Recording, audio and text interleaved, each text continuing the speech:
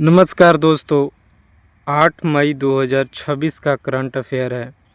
SSC, railway, Delhi police, BPSC जैसे सभी परीक्षाओं के लिए यह महत्वपूर्ण है। इसमें दिए गए प्रश्न बहुत ही इम्पोर्टेंट होगा एग्जाम पॉइंट ऑफ व्यू से, तो लास्ट तक ज़रूर बने रहिएगा। पहला है यूनेस्को गिलेम कानो वर्ल्ड प्रेस फ्रीडम प्राइज़ 2026 में हाल ही में किसे सम्मानित किया गया है।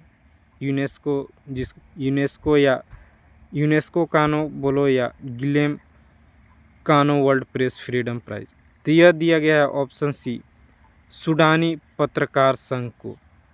यानी एक सूडानी पत्रकार का यूनियन है, उसे दिया गया है आपका यूनेस्को गिलेम कानो वर्ल्ड प्रेस फ्रीडम प्राइज़ 2026 का। यह इम्पोर्टेंट हो सकता है क्योंकि करंट का जो प्राइज़ डिस्ट्रीब्यूशन से प्रश्न पूछा जाता है। अगला, किस भारतीय को कैम्ब्रिज डेडिकेटेड टीचर अवार्ड 2026 का दक्षिण एशिया क्षेत्रीय खिताब मिला है? तो यह दिया गया है ऑप्शन बी, सोमा मंडल को। सोमा मंडल को एक प्राइज़ दिया गया है जो एक कैम्ब्रिज डेडिकेटेड टीचर अवार्ड 2026 दक्षिण एशिया क्षेत्रीय खिताब। यह बहुत इम्पोर्टेंट होगा, इससे प्रश्न पूछा जा सकता है आपके एग्जामों में, याद रखिएगा। फिर अगला है, विश्व थैलेसीमिया दिवस हर साल किस दिन को मनाया जाता है? तो यह मनाया जाता है ऑप्शन सी, 8 मई को आपका विश्व थैलेसीमिया दिवस, और 7 मई को आपका एथलेटिक्स डे के रूप में सेलिब्रेट किया जाता है। अगला है, इंडिया पोस्ट का 100वां जेन पोस्ट ऑफिस कहाँ स्थापित किया गया है?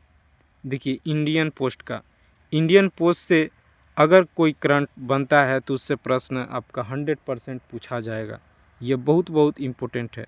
यहाँ पे दिया गया है 100वां एनजे पोस्ट ऑफिस कहाँ स्थापित किया गया, तो यह ऑप्शन बी, न्यू शिलोंग में। कहाँ पे? न्यू शिलोंग में इंडिया पोस्ट का 100वां एनजे पोस्ट ऑफिस स्थापित किया गया है। फिर अगला है, किसने स्वास्थ्य प्रणालियों का एकीकरण के लिए स्वस्थ भारत पोर्टल लॉन्च किया है? तो यह किया है ऑप्शन सी, जगत प्रकाश नड्डा। यहाँ पे पूरा नाम दिया गया तो आप शायद कंफ्यूज हो जाएंगे, तो जेपी नड्डा शॉर्ट में बोल दीजिएगा, पता होगा आपको। जेपी नड्डा या जगत प्रकाश नड्डा स्वास्थ्य प्रणालियों के एकीकरण के लिए स्वस्थ भारत पोर्टल लॉन्च किया गया है। यह इम्पोर्टेंट होगा, पोर्टल से प्रश्न आपके पूछे जाते हैं 100%।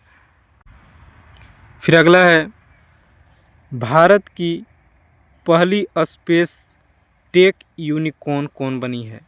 देखिए, स्पेस टेक जो बना है, देखिए टेक एक टेक से होता है या एक स्पेस टेक से है।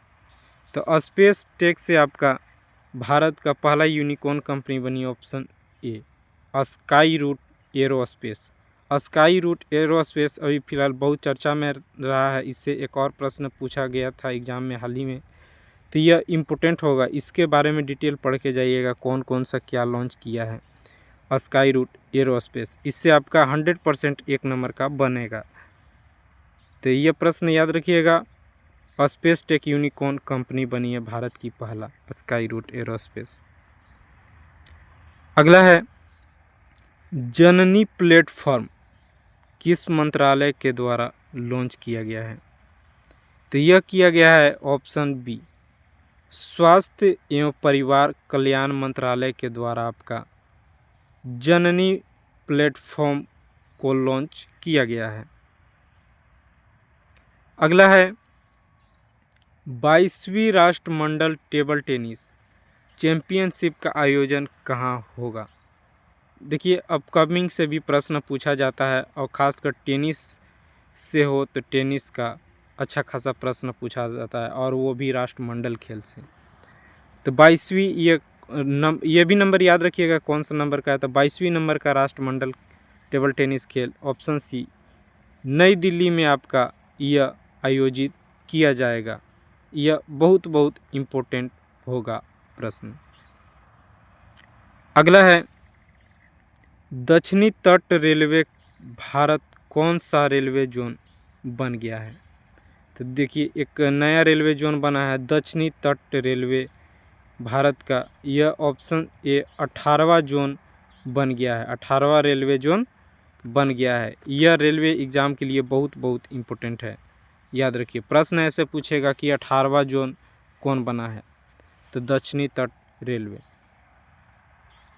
अगला है इलेक्ट्रिक व्हीकल, जिसको शॉर्ट में ईवी कहते हैं। लोग ईवी कह के ख़रीद लेते हैं लेकिन इसका फुल फॉर्म भी नहीं पता होता। तो ईवी बैटरी रिसाइकलिंग पहल किसने शुरू की है। तो option C Bharat and European संघ के बीच यह समझौता हुआ है कि ये दोनों भारत और यूरोपियन संघ दोनों मिलके इलेक्ट्रिक व्हीकल की बैटरी की रिसाइकलिंग पहल शुरू की है। यह बहुत बहुत इम्पोर्टेंट है यह, क्योंकि चर्चा में था, याद रखिएगा। प्रश्न यहीं तक था, समाप्त होता है। वीडियो अच्छा लगा तो चैनल सब्सक्राइब कीजिए। धन्यवाद।